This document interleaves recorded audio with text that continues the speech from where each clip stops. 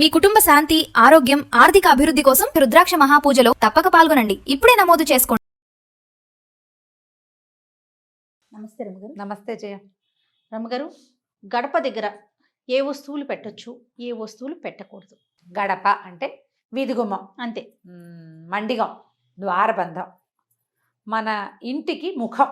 అది ముఖద్వారం అంటాం కదా మనం. ఇప్పుడు ముఖద్వారం మన మొహం మీద మనం మసి పూసుకుంటాము, పుయ్యం. ఏం చేస్తాము? చక్కగా శుభ్రంగా ఉంచి శరీరం ఎలా ఉన్నా, శరీరం దుమ్ముగా ధూళిగా ఉన్నా కనీసం మొహమైనా కడుక్కుని ఫ్రెష్గా ఉండాలని అనుకుంటాం. ముఖాన్ని ఎట్లా చూపిస్తాము ప్రజలకి, మన ఎదుటి వాళ్ళకి, అట్లా గుమ్మాన్ని చూపించుకోవాలి. గుమ్మం ఎప్పుడూ శుభ్రంగా ఉంచుకోవాలి. బూజులు పట్టనివ్వకూడదు. గుమ్మాల దగ్గర బూజులు పడితే అది ఇంటికి దరిద్రం. ఎందుకంటే ఎవరైనా రాగానే ముందు గుమ్మం పక్కన ఉన్న బూజే కదా కనపడుతుంది. మండిగని చక్కగా పసుపు రాసి బొట్టు పెట్టి ఉంచుకోవటం. శుక్రవారం గుమ్మాలు కడిగి నీట్గా పసుపు రాసి బొట్టు పెట్టుకోవటం. రోజు గుమ్మాలు కడుక్కునే వాళ్ళు మంచి మాటే. ఈ కిందే కాకుండా పైనంతా కూడా బూజులు అవి లేకుండా ఉంచడం. ఏవైనా చక్కగా తోరణాలు అవి అలంకరించి ఉంచుకోవటం, అంటే శుభస్కరంగా కనపడేటట్టు. పండగలు అప్పుడు మామిడి మండలు, తర్వాత బంతిపూలు, తర్వాత ఏమో మన ఉగాది పండగ అప్పుడు వేపాకులు పెడతామా. పండగ వెళ్ళిన 3వ రోజున తీసేయండి. అవును. ఆ ఎండిపోయిన ఆకులు అవి ఉంచుకోవద్దు. గుమ్మాలకి పక్కగా చీపుళ్ళు, చేటలు పెట్టకూడదు. ఇప్పుడు వాకిలి గుమ్మం ఉందే, వాకిలి గుమ్మానికి లోపల తలుపు పక్కన అక్కడేం పెట్టద్దు. చీపుళ్ళు పెట్టకూడదు. వాకిట్లో నుంచి రాగానే చెప్పులు గుమ్మం ఎదురుగుండా వదిలిపెట్టపోకండి. పక్కన వదిలిపెట్టుకోవాలి. గుమ్మంలో చెప్పులు విడవటం, కాళ్ళు తుడుచుకునే పట్టా మీద చెప్పులు విడిచేసేయటము అలాంటివి చేయొద్దు. అది ఇంటికి దరిద్రం కాదు, ప్రధానమైనది అశుభ్రత.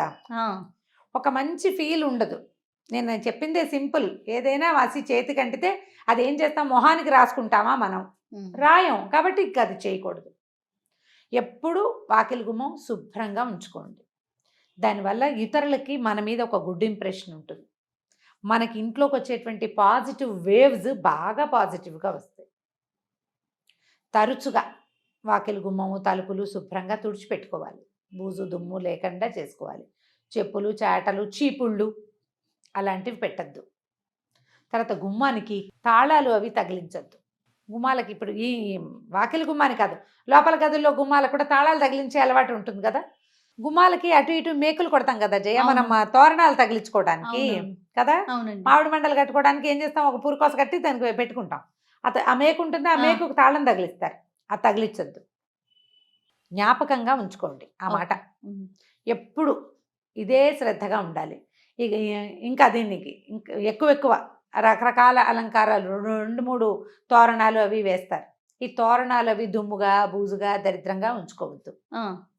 వాకిలి ఇప్పుడు మనం దీపావళి పండుగ వస్తుంది, తర్వాత కార్తీక మాసం నెలనాళ్ళు మనం వాకిలిలో దీపం పెట్టుకుంటాం. అవునండి.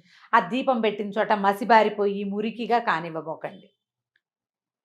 దాంట్లో బ్యాక్టీరియా చేరేది ఎట్లాగా ఉంది, నీట్గా ఉండదు. చూడగానే మనకి ఫస్ట్ కనిపించేది మీరు అన్నట్లుగా ముఖం ఎలాగో గుమ్మం కదా.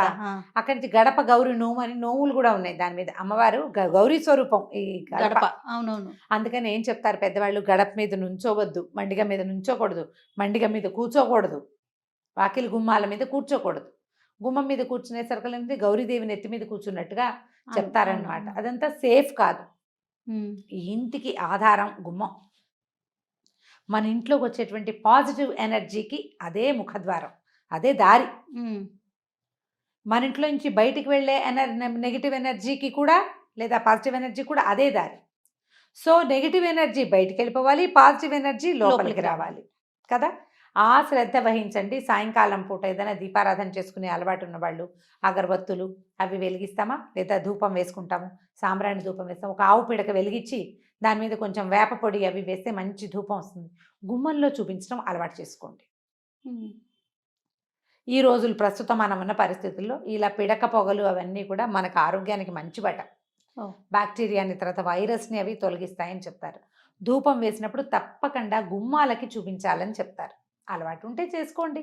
లేకపోతే ఏ పండగలప్పుడో ధూపం వేస్తాం, ఇల్లంతా ధూపాలు వేసే వాళ్ళు ఉన్నారు కదా, అప్పుడు కొంచెం వాకిట్లో తప్పకుండా ఈ గుమ్మానికి ధూపం చూపించాలి. దీపారాధన అవి గుమ్మం మీద పెట్టకూడదు. తర్వాత అగరత్తి పుల్లలు వెలిగించి గుమ్మం కొసల్లో దోపి పెట్టబోకండి. అట్లా చేయకూడదు. మన ముఖానికి ఏమేమి చక్కగా చేసుకుంటామో అలా గుమ్మాన్ని అలంకరించి ఉంచుకోండి. ఆ గుమ్మమే మన ఎనర్జీకి మూలము అని. గుమ్మం తొక్కకూడదని, తొక్కకూడదు. గుమ్మం యువతల నుంచి డబ్బులు దాటేటప్పుడు అలాంటివి ఇవ్వకూడదని. దాటేటప్పుడు గుమ్మం దాటి లోపలికి వెళ్ళాలి. ఆ. గుమ్మం మీద కాలేసి వెళ్ళకూడదు. ఆ, పిల్లలకి నేర్పించాలి. గుమ్మాలు దాటినప్పుడు ఒక వేడుక కూడా చేస్తాం. గడపలు దాటితే గారెలు పోస్తారు పిల్లలకి అవునవునవును. కదా. బోర్ల పడితే బొబ్బట్లు, గడపలు గడపలు దాటితే దాటితే గారెలు. గారెలు. కాబట్టి దాటాలి. దాటటం మనం దేవాలయంలో కూడా గుమ్మం దాటి వెళ్తాం. దండం దండం పెట్టుకుని గుమ్మం మీద నుంచి అవతలకి పెద్ద పెద్ద గుమ్మాలు కూడా ఒక్క జంపు చేస్తూ ఉంటాం మనం. అవునండి, అవును. అట్లా గుమ్మం మీద కాలు వేయకూడదు. ఆ నియమాన్ని ఉంచుకోండి, నేర్పించండి. ఇవి పురాతన కాలం నుంచి వచ్చే సంప్రదాయాలు. పెద్దవాళ్ళు ఏదైనా చెప్తే దానికి ఒక కారణం ఉంటుంది. దాన్ని గౌరవించండి.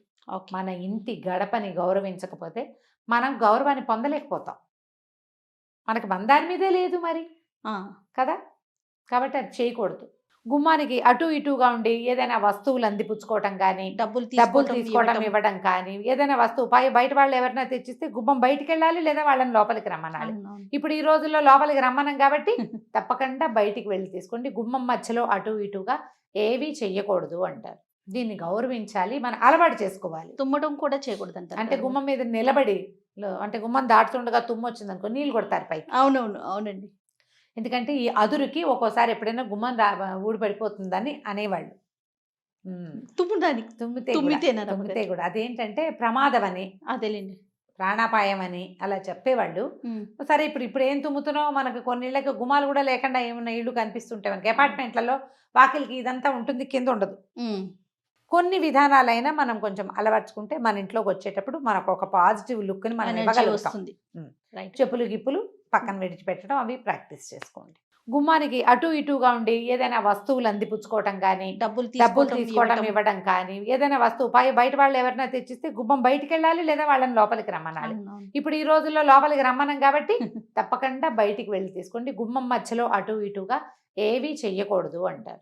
దీన్ని గౌరవించాలి, మనం అలవాటు చేసుకోవాలి. తుమ్మడం కూడా చేయకూడదు అంటారు అంటే కదా. గుమ్మం మీద నిలబడి అంటే గుమ్మం దాటుతుండగా తుమ్ము వచ్చింది అనుకో, నీళ్ళు కొడతారు పైకి. అవునవును, అవునండి. ఎందుకంటే ఈ అదురుకి ఒక్కోసారి ఎప్పుడైనా గుమ్మం ఊడిపడిపోతుందని అనేవాళ్ళు. తుమ్మడానికి తుమ్మితేనా తుమ్మితే తుమ్మితే కూడా అదేంటంటే ప్రమాదం అని, అదేలేండి. ప్రాణాపాయం అని అలా చెప్పేవాళ్ళు. సరే ఇప్పుడు ఏం తుమ్ముతున్నావు, మనకు కొన్ని ఇళ్ళకి గుమ్మాలు కూడా లేకుండా ఏమన్నా ఇళ్ళు కనిపిస్తుంటాయి మనకి. అపార్ట్మెంట్లలో వాకిలికి ఇదంతా ఉంటుంది, కింద ఉండదు. కొన్ని విధానాలైనా మనం కొంచెం అలవర్చుకుంటే మన ఇంట్లోకి వచ్చేటప్పుడు మనకు ఒక పాజిటివ్ లుక్ని మనం ఎనర్జీ ఇవ్వగలుగుతాం. వస్తుంది. రైట్. చెప్పులు గిప్పులు పక్కన విడిచిపెట్టడం అవి ప్రాక్టీస్ చేసుకోండి. రైట్ అమ్మగారు. నమస్తే. నమస్తే.